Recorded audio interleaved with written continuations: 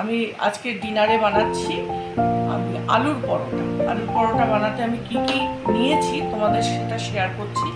নিয়েছি আমি এখানে ময়দা, নিয়েছি আমি 3টে সেদ্ধ করা আলু, আর নিয়েছি আমি এখানে কটা ধনেপাতা আর কাঁচা লঙ্কা, আর নিয়েছি আমি এখানে একটু ভাজা মশলা, আর নিয়েছি রিফাইন্ড অয়েল যেটা আমি ময়মে দেব। বন্ধুরা, আমি একটু ময়দার মধ্যে দিচ্ছি একটু লবণ দিয়ে দিলাম।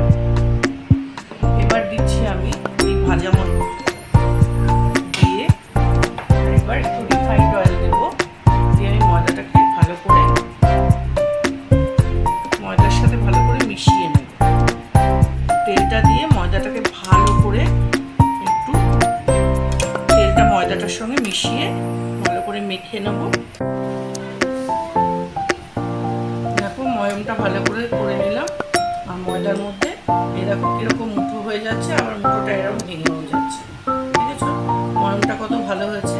এবার আমি এর মধ্যে দিয়ে দেবো ধনেপাতা, কাঁচা লঙ্কা আর আলু সেদ্ধটা দিয়ে ভালো করে মাখবো। যদি লাগে একটু জল তাহলে দেবো, নাহলে দেবো না। আলুতে যে জলটা থাকবে তাতেই মাখা হবে। আচ্ছা, এইবার আমি আলুটাকে স্ম্যাশ করে নিয়েছি, নিয়ে এবার আমি ময়দার মধ্যে দিয়ে দিচ্ছি, দিয়ে আমি ভালো করে ময়দাটাকে মেখে নিচ্ছি। ময়দাটা এই পর্যায়ে মাখা হয়েছে, আমার হাতে একটু লেগে যাচ্ছে। এবার একটু তেল নেবো, নিয়ে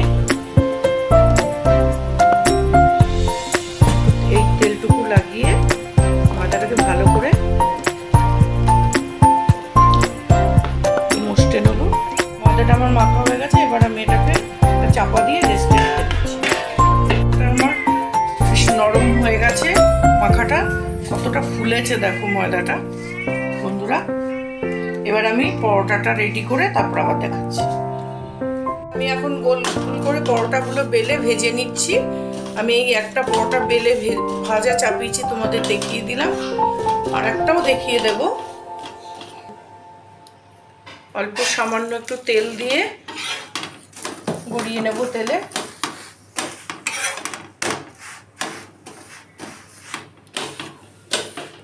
এই দেখো আর একটা চাপিয়ে দিলাম আমি।